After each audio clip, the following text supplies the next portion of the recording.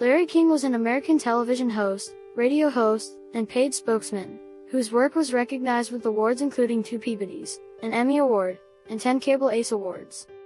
King began as a local Florida journalist and radio interviewer in the 1950s and 1960s, and gained prominence beginning in 1978 as host of The Larry King Show, an all-night nationwide call-in radio program heard on the Mutual Broadcasting System. From 1985 to 2010, he hosted the nightly interview television program Larry King Live on CNN.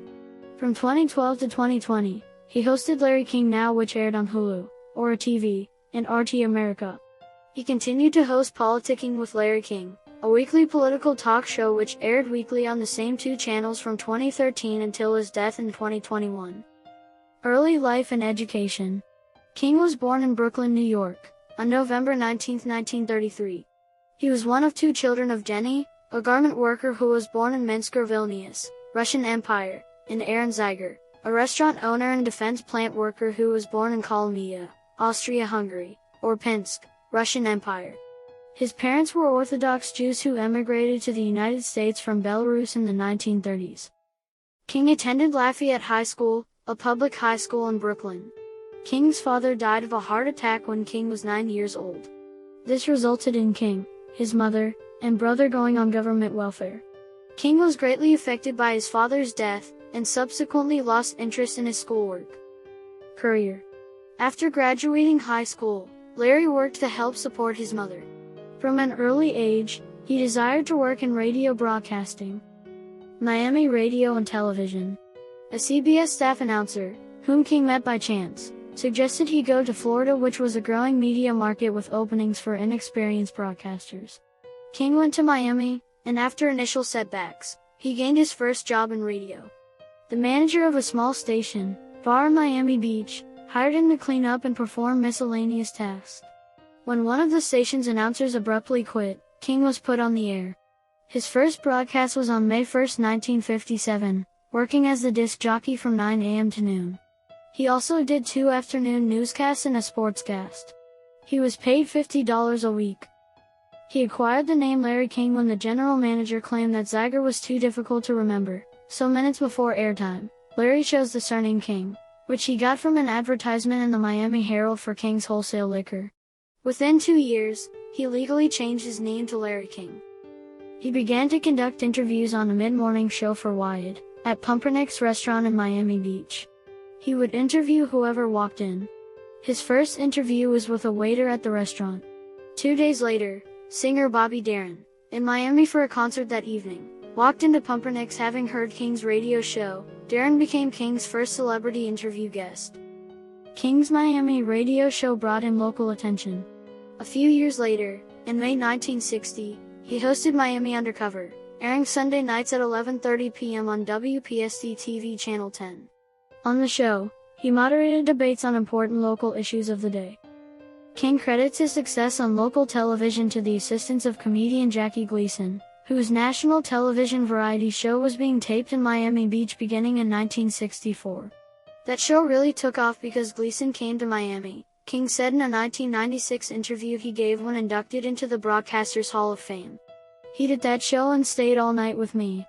We stayed till 5 in the morning. He didn't like the set, so we broke into the general manager's office and changed the set. Gleason changed the set, he changed the lighting, and he became like a mentor of mine. During this period, Wyatt gave King further exposure as a color commentator for the Miami Dolphins of the National Football League, during their 1970 season and most of their 1971 season. However, he was dismissed by both Wyatt and television station WTVJ as a late-night radio host and sports commentator as of December 20, 1971, when he was arrested after being accused of grand larceny by a former business partner, Louis Wolfson. Other staffers covered the Dolphins games into their 24-3 loss to Dallas in Super Bowl VI. King also lost his weekly column at the Miami Beach Sun newspaper. The charges were dropped. Eventually, King was rehired by Wyatt. For several years during the 1970s, he hosted a sports talk show called Sports a la King that featured guests and callers. The Larry King Show. On January 30, 1978, King went national on a nightly mutual broadcasting system coast-to-coast broadcast, inheriting the talk show slot that had begun with Herb Jepko in 1975, then followed by Long John Nebel in 1977, until his illness and death the following year. King's Mutual show rapidly developed a devoted audience. The Larry King Show was broadcast live Monday through Friday from midnight to 5:30 a.m. Eastern Time. King would interview a guest for the first 90 minutes, with callers asking questions that continued the interview for another 90 minutes. At 3 a.m., the Open Phone America segment began, where he allowed callers to discuss any topic they pleased with him, until the end of the program, when he expressed his own political opinions. Many stations in the Western time zones carried the Open Phone America portion of the show live, followed by the guest interview on tape delay. Some of King's regular callers used pseudonyms or were given nicknames by King, such as the Numbers Guy, the Chair, the Portland Laugher, the Miami Derelict, and the Scandal Scooper. The show was successful, starting with relatively few affiliates and eventually growing to more than 500. King hosted the show until stepping down in 1994. King occasionally entertained the audience by telling amusing stories from his youth or early broadcasting career. For its final year, the show was moved to afternoons. After King stepped down, Mutual gave the afternoon slot to David Brenner, and Mutual's affiliates were given the option of carrying the audio of King's new CNN evening television program.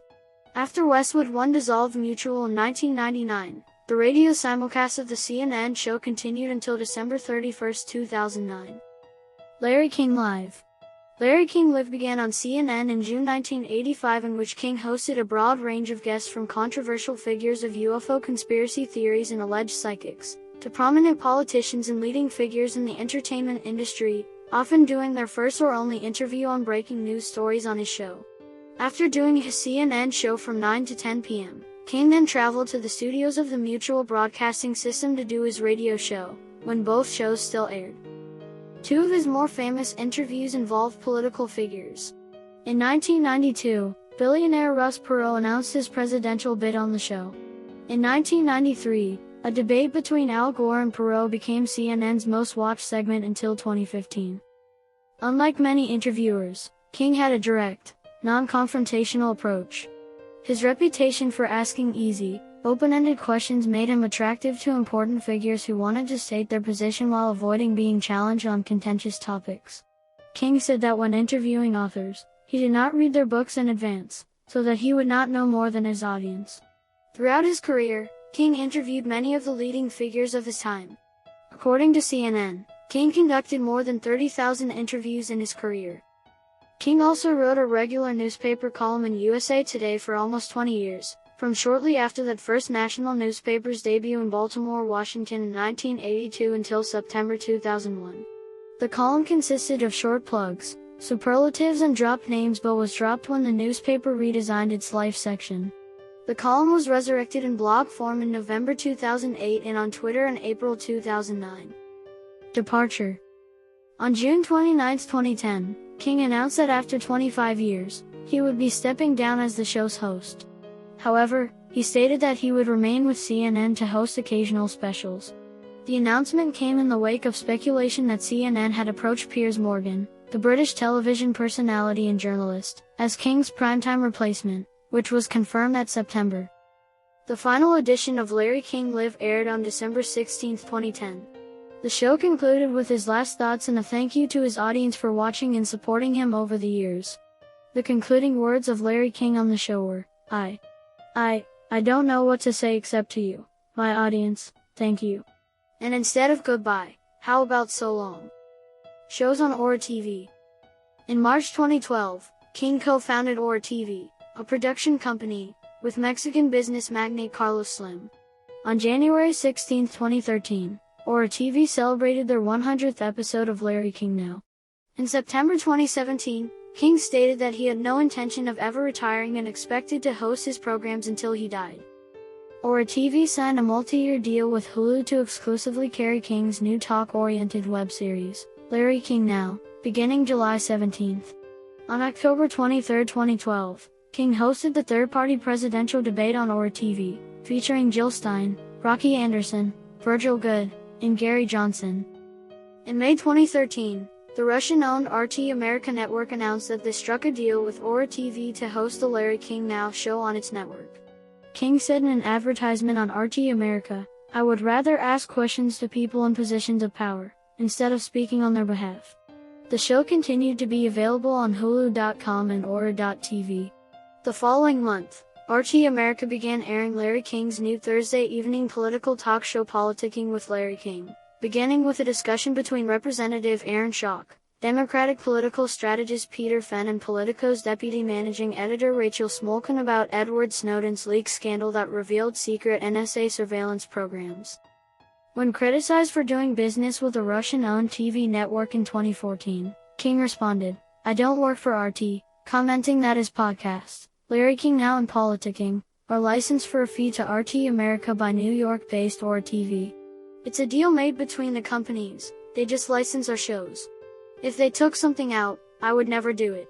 It would be bad if they tried to edit out things. I wouldn't put up with it." Other ventures. King attending a ceremony for Bill Maher to receive a star on the Hollywood Walk of Fame in September 2010. Larry King remained active as a writer and television personality. King guest starred in episodes of Arthur, 30 Rock and Gravity Falls, had cameos in Ghostbusters and B-Movie, and voiced Doris the Ugly Stepsister in Shrek 2 and its sequels. He also played himself in The People v. O.J. Simpson, American Crime Story, and appeared as himself in an episode of Law and Order, Trial by Jury. King hosted the educational television series In View with Larry King from 2013 to 2015, which was carried on cable television networks including Fox Business Network and Discovery and produced by the Profiles series production company. King and his wife Shawn appeared on WWE Raw in October 2012, participating in a storyline involving professional wrestlers The Miz and Kofi Kingston. King became a very active user on the social networking site Twitter, where he posted thoughts and commented on a wide variety of subjects. King stated, "I love tweeting. I think it's a different world we've entered. When people were calling in, they were calling into the show, and now on Twitter I'm giving out thoughts, opinions. The whole concept has changed." After 2011, he also made various TV infomercials, often appearing as a host discussing products like omega-3 fatty acid dietary supplement Omega XL with guests, in an interview style reminiscent of his past TV programs. Charitable works. After his 1987 heart attack, King founded the Larry King Cardiac Foundation, a non-profit organization which paid for life-saving cardiac procedures for people who otherwise would not be able to afford them. On August 30, 2010, King served as the host of Shabad's 30th annual To Life Telethon in Los Angeles. He donated to the Beverly Hills 9/11 Memorial Garden, and his name is on the monument. Personal life. King was married 8 times, to 7 women. He married high school sweetheart Frida Miller in 1952 at age 19. That union ended the following year at the behest of their parents, who reportedly had the marriage annulled.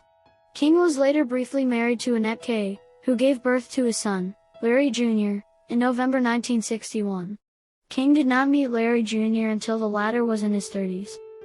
In 1961, King married his third wife, Aileen Akins, a Playboy bunny, at one of the magazine's eponymous nightclubs. King adopted Akins' son Andy in 1962, the couple divorced the following year. In 1963, King married his fourth wife, Mary Frances Mickey Stuffin, who divorced King. He remarried Akins, with whom he had a second child, Chaya, in 1969. The couple divorced a second time in 1972. In 1997, Dove Books published a book written by King and Chaya, Daddy Day, Daughter Day. Aimed at young children, it tells each of their accounts of his divorce from Akins. On September 25, 1976, King married his fifth wife, mathematics teacher and production assistant Sharon Laporte. The couple divorced in 1983. King met businesswoman Julie Alexander in 1989, and proposed to her on the couple's first date on August 1, 1989. Alexander became King's sixth wife on October 7, 1989. When the two were married in Washington, D.C., the couple lived in different cities, however, with Alexander in Philadelphia, and King in Washington, D.C., where he worked. They separated in 1990 and divorced in 1992. He became engaged to actress Deanna Lund in 1995, after 5 weeks of dating, but they remained unmarried. King with his seventh wife, Shawn Southwick, and their children, Chance and Cannon. In 1997, he married his seventh wife, Shawn Southwick, born in 1959, a singer, actress, and TV host. They wed in King's Los Angeles hospital room 3 days before King underwent heart surgery to clear a clogged blood vessel. The couple had 2 children, Chance, born March 1999, and Cannon, born May 2000. He was stepfather to Reno Football League quarterback Danny Southwick.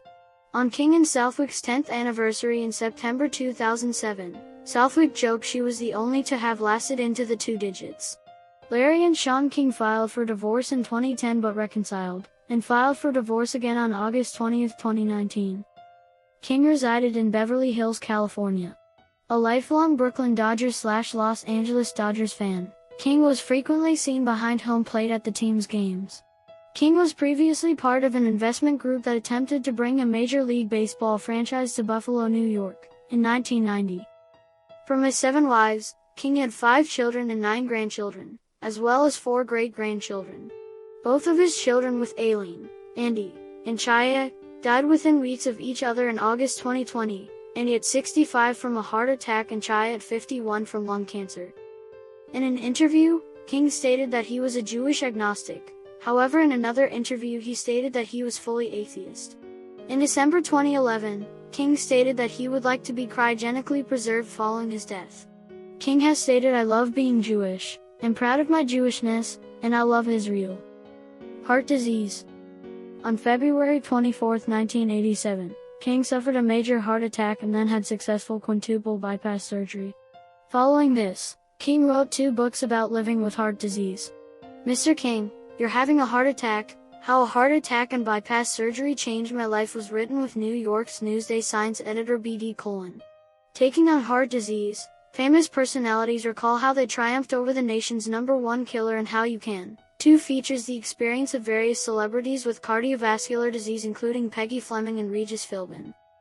King related his heart attack experience in an interview in the 2014 British documentary film The Widowmaker, which discusses cardiology diagnostic tests. King had received annual chest x-rays to monitor his heart condition.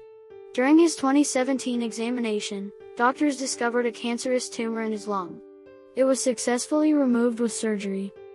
On April 23, 2019, King underwent a scheduled angioplasty and also had stents inserted. It was erroneously reported that he had suffered another heart attack along with heart failure. These claims were later retracted.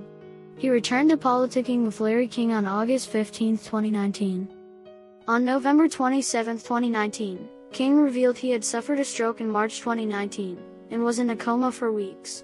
He later admitted he had contemplated suicide following the stroke, telling Los Angeles television station KTLA, "I thought I was just going to bite the bullet. I didn't want to live this way." Illness and death. On January 2, 2021, it was revealed that King had been hospitalized 10 days earlier in the Los Angeles hospital after testing positive for COVID-19. On January 23, 2021, he died at the age of 87 at Cedars-Sinai Medical Center, Los Angeles.